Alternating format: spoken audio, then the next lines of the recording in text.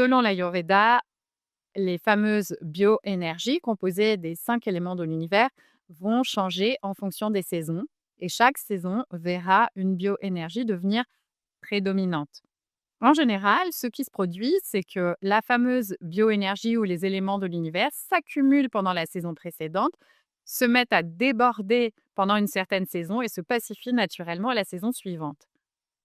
Concrètement, cela nous donne les énergies de l'eau et de la terre qui se sont accumulées pendant tout l'hiver. Et vous l'avez bien vu, il fait froid, on mange plus, on a tendance à bouger un petit peu moins parce qu'en réalité, il fait froid et on a un peu moins envie, mais c'est surtout parce que les jours sont beaucoup plus courts. Vient ensuite la phase de débordement. Toute cette accumulation va se liquéfier avec la chaleur qui revient et les rayons du soleil. C'est particulièrement le cas cette année et va se mettre à déborder pour sortir par tous les orifices du corps. L'Ayurveda préconise de l'activité physique pendant le printemps.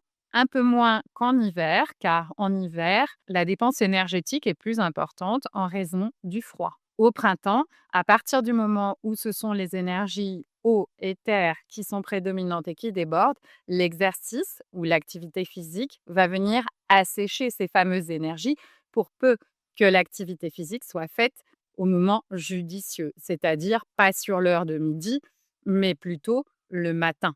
Le matin quand il fait jour, pas le matin quand il fait nuit, ou éventuellement le soir lorsqu'il fait nuit, mais ce n'est pas la meilleure des idées, car en réalité, une fois que vous avez fait de l'exercice physique, vous avez des endorphines qui sont libérées par le corps et qui amèneront beaucoup de dynamisme et de bonne humeur qui empêcheront un sommeil pérenne après. Donc, l'activité physique est tout à fait judicieuse. Elle ne doit pas être réalisée en excès, mais elle reste importante par nature pour cette période de l'année. Quels aliments choisir actuellement pour maintenir son feu digestif à flot et digérer correctement? Il est bien évident que l'eau et la terre ont besoin d'être nettoyées et purgées des excès qui ont été réalisés pendant la saison précédente, l'hiver. Donc en réalité, on ira plutôt sur des aliments de nature asséchante.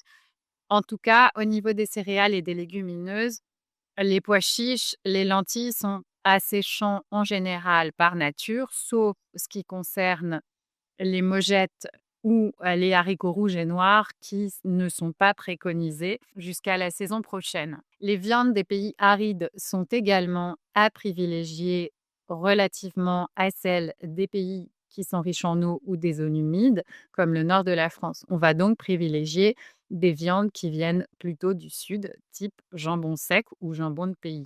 Au niveau des légumes, on ira plutôt sur des asperges, des endives, des légumes nouveaux. Vous avez du pissenlit, de la chicorée qui sont dépuratives, le radis également, radis noir, radis rose, qui vont permettre de détoxifier, drainer et nettoyer le corps. Au niveau des céréales, on va privilégier plutôt l'orge, le seigle, qui ont un aspect plutôt diurétique et qui sont des céréales légères à digérer et plutôt asséchantes.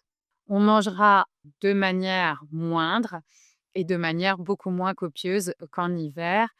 On pourra privilégier certains plats en sauce, mais ne pas aller sur des choses extrêmement lourdes comme en hiver. Jal Neti, c'est simplement faire couler de l'eau salée d'une narine à l'autre. Donc, on la verse dans la narine gauche, elle ressortira par la narine droite. Et vice-versa, on la fait couler à droite pour qu'elle ressorte à gauche. Cette technique est aussi très intéressante car elle permet de nettoyer la muqueuse nasale et aussi la partie nasopharynx à laquelle nous n'avons pas accès directement. Le problème de cette technique est que si elle est réalisée le soir, elle sera totalement inefficace et pourra même provoquer des complications en raison de l'eau qui reste et qui stagne ensuite au niveau des narines et probablement en partie dans les sinus.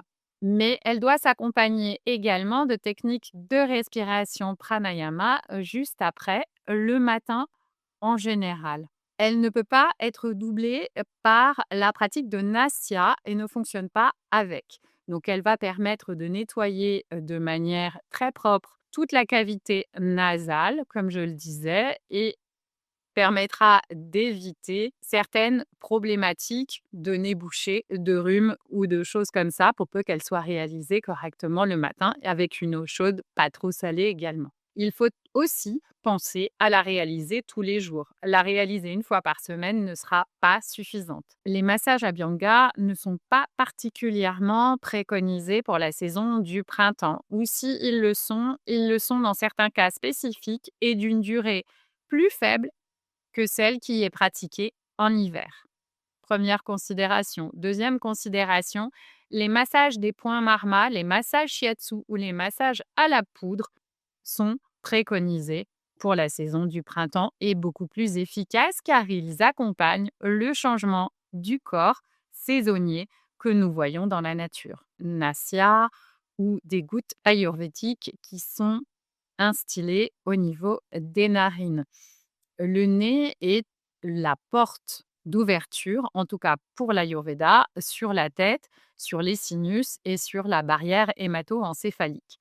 L'idée est donc de faire en sorte d'instiller par le nez une matière, grasse ou pas, pour nettoyer les sinus. Comme nous sommes au printemps, nous allons plutôt aller sur des huiles légèrement chauffantes, surtout pas refroidissantes, car les éléments eau et terre sont refroidissants par nature.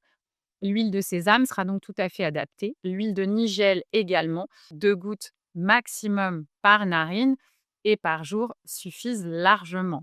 Cette procédure peut être réalisée matin et soir si nécessaire. Elle a plusieurs objectifs. 1. Nettoyer les sinus. 2. Passer la barrière hémato-encéphalique, mais aussi lubrifier toute la paroi nasale et toute la muqueuse interne. Pourquoi? D'abord pour un principe de lubrification, ce qui permettra aux allergènes de rester collés sur les parois des narines. Et la deuxième raison, c'est d'éviter l'inflammation des muqueuses nasales due à ces fameux allergènes en cas d'allergie. Cette procédure est donc extrêmement intéressante et très utile si elle est réalisée tous les jours. Les routines à privilégier vont plutôt être le kavala, le nettoyage de la sphère ORL notamment, donc de l'oropharynx. Ce nettoyage de l'oropharynx peut se faire avec de l'eau et du curcuma s'il y a une irritation.